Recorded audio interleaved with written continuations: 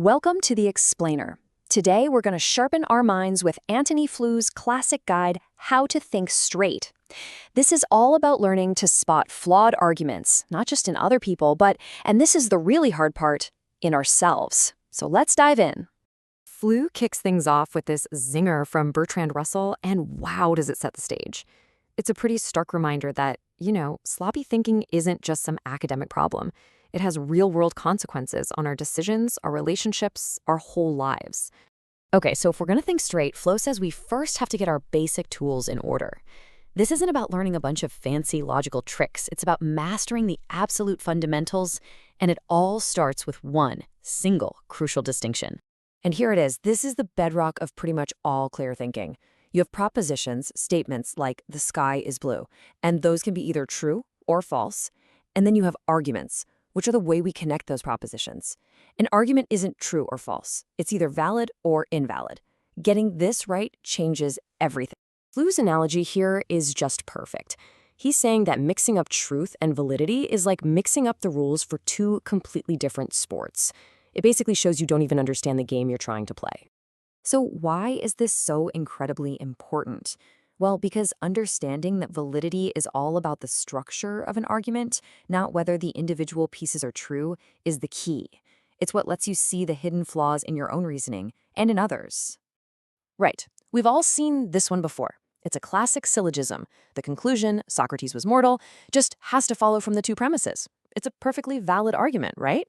But what happens when the premises aren't actually true? And here is where it gets really interesting and kind of weird.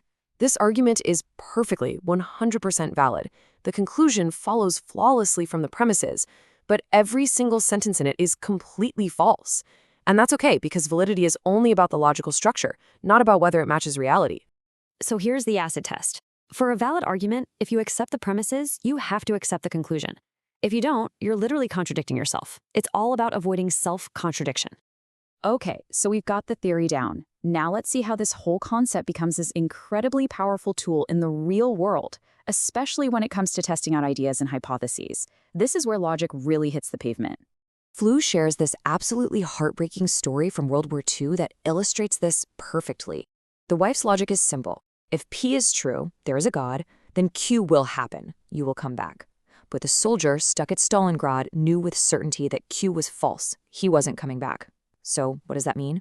It means the original premise, P, her specific idea of that kind of God, had to be false too. And this just nails the core of all scientific and critical thinking. You can have 1,000 examples that seem to support your idea, but they never fully prove it. But all it takes is one single counterexample, one ugly fact to completely destroy a beautiful hypothesis. So what happens when we're the ones faced with one of those ugly facts? One that threatens a belief we really, really care about? Do we accept it? Or do we find a way to dodge it? Flew has a name for one of the most common ways we try to wiggle out of it. So Flew tells this clever little story. We've got a Scotsman who makes this big, bold, universal claim. No Scot would do that. It's a clear hypothesis. You could, in theory, prove it wrong. And then, bam, he's faced with an ugly fact, a perfect counterexample. According to the rules of logic we've just talked about, his big claim has just been proven false. Case closed, right? But does he change his mind? Nope. Instead, he just redefines his terms. He changes the rules of the game halfway through. By saying no-true-Scotsman, he's protecting his belief by just excluding any evidence that doesn't fit. And that right there is Flew's famous no-true-Scotsman move. It's a sneaky tactic for shifting the goalposts when you're about to lose an argument. It's basically how our own confirmation bias defends itself, so we never have to face the discomfort of being wrong. And once you see it, you start seeing it everywhere.